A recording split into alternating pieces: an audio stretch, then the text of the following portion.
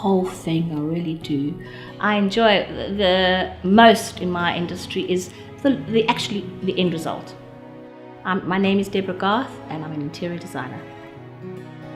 Interior design is quite important, in fact very important.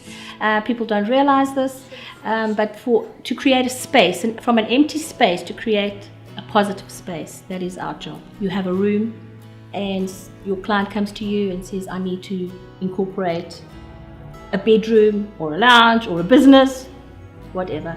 That's your job, now to create from an empty space to a positive space. Your day-to-day, let's start from the beginning, where a client calls you up and says they need you.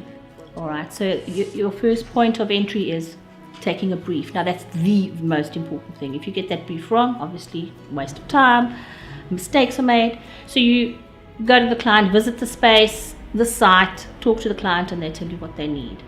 Thereafter, conceptualization, which is the best part really, it's quite fun. And then thereafter you go out looking for, for example, if you're putting up walls or if you're putting in new windows or paint, you actually go to these suppliers, they actually come to you and you get all that together and you put through a board, a sample board with your plan, your layout and your elevations to show the client exactly what's going on. You have your interview with the client then. Do they approve? Sometimes they don't. They want to add in more. It's always adding more, change. So eventually when you are finished, it's time for quoting. And once the quoting's done, once that's approved, you start.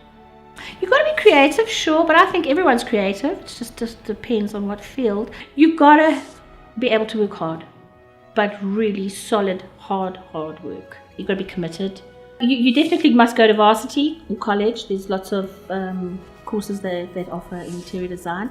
You definitely got to do that, otherwise you won't be seen at all. No one will take you. The challenges in this career, for me, it's not a challenge, but you've got to note that there are no set hours. You've got to work until you finish the job.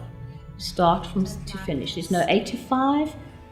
There's no weekends off. It's straight through. So that's one of the big challenges. So that's commitment. And if you really, really, really enjoy your job, you wouldn't even notice that you're working late in the night.